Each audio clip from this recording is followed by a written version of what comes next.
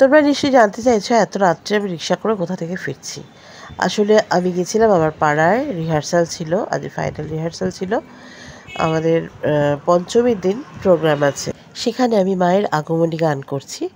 তো সেই final rehearsal থেকে ফিরছি। আর পঞ্চমীর দিন সকালবেলা আমার সাথে একটা ঘটনা ঘটেছে, এবং সেটা ঘটেছে আমার ফেসবুক প্রোফাইলে। তো কি ঘটেছে ডিটেলসে তোমাদের বলবো, সেটা নিয়ে একটা ভিডিও হয়েছে। আগে আজকে পঞ্চমী দিনের প্রোগ্রামটা দেখে নাও। একবার বিরাজ গো মা হৃদি কমলাসনে, একবার বিরাজ গো মা হৃদি কমলাসনে, তোমার ভুবন ভরা রূপটি একবার দেখে লই মানয়নে কমলাসনে, একবার বিরাজ গো মা হৃদি কমলাসনে।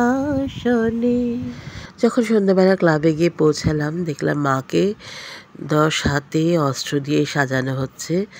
আমাদের পুরোহিত মশাই, অর্থাৎ যিনি সাজাচ্ছেন তিনি আমার এক মামা হন, অজয় মামা, আমার বৌদির মামা। ইনি হচ্ছেন আমার ছোটো মামার বন্ধু। তো আমি ছোটোবেলা থেকেই মামা ডাকি। বৌদির তো পরে বিয়ে হয়েছে পরবর্তীকালে, কিন্তু ছোটোবেলা থেকেই আমি মামা ডাকি, যেহেতু আমার মাকে দিদি ডাকতো, মানে আমার মায়েদের বোনেদের দিদি ডাকতো। আর ছোটো মামার বন্ধু অজয় মামাকে ছোটোবেলা থেকেই মামা ডাকি। আমার মানে বৌদির মামা, আমারও মামা আর কি। আসলে এই পাড়ায় আমার জন্ম, কর্ম, বড় হয়ে ওঠা সমস্ত কিছু, মানে ওই হঠাৎ করে গিয়ে বিয়ে হয়েছে, তারপরে গিয়ে শ্বশুরবাড়ির পাড়া পেলাম, ওটা আমার পাড়া ওরকম নয়। মানে এখানে আমার জন্ম, কর্ম, বড় হওয়া সমস্ত কিছু, মানে আমার ছোটোবেলাটা একদম এই পাড়াতেই কেটেছে।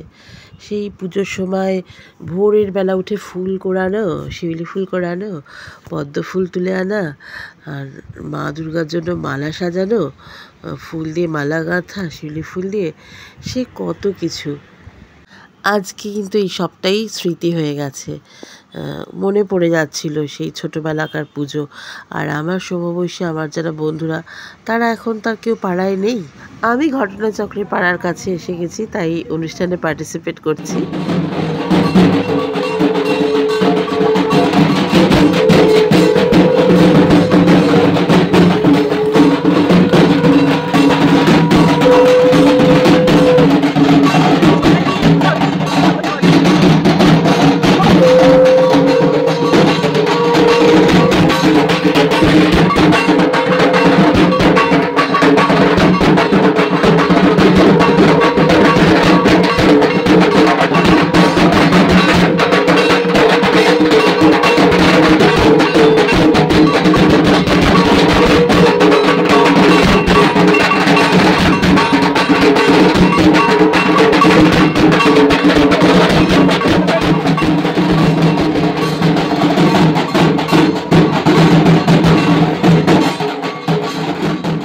যাই হোক, তোমাদের যেটা বলছিলাম যে নিজের পাড়াতে একটা আলাদাই জোর, তাই না?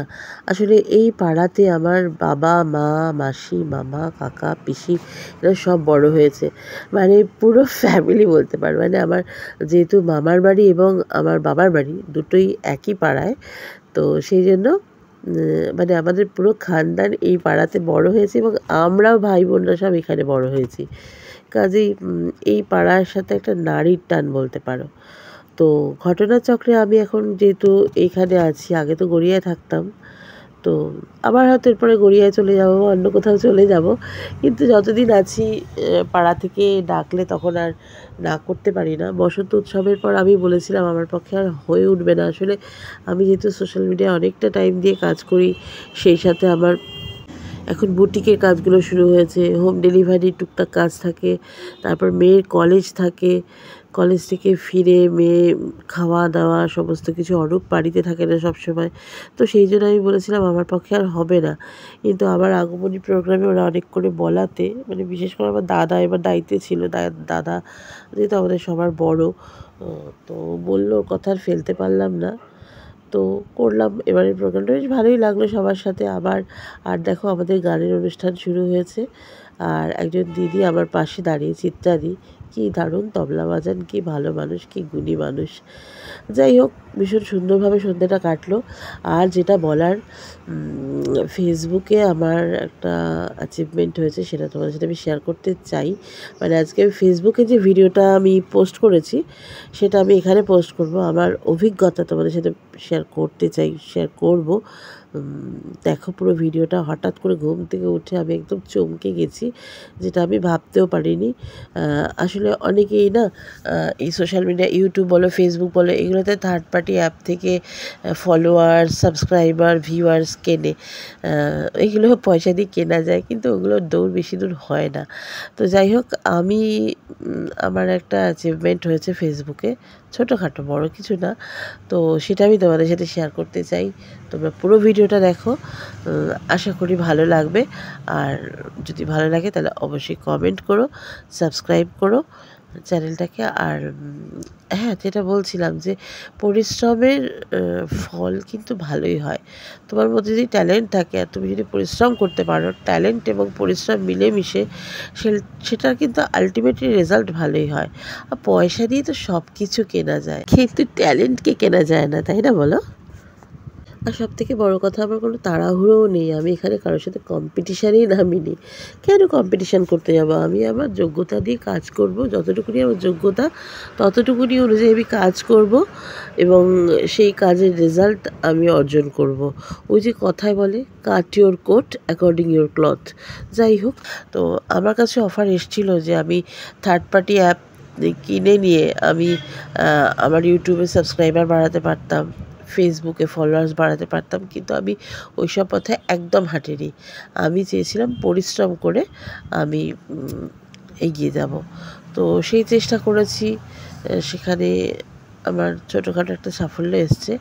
দেখতে থাকো, আশা করি ভালো লাগবে। বাই দ্য ওয়ে, সকালবেলা যখন ভিডিওটা করেছিলাম তখন 1 মিলিয়ন ছিল, এখন কিন্তু সেটা 4 মিলিয়নের উপর চলে গেছে। তো দেখো। হ্যালো বন্ধুরা, চলে আসলাম তোমাদের একটা গুড নিউজ দিতে, একটা ভালো খবর। আমি বলছি মায়ের একটা পোস্ট, ওটা ভিউজ এসছে 1.3 million. 1.3 million, can you imagine? আমি ভাবতেই পারছি না যে আমার একটা সামান্য পোস্ট এতখানি ভাইরাল হতে পারে। ওভারভিউ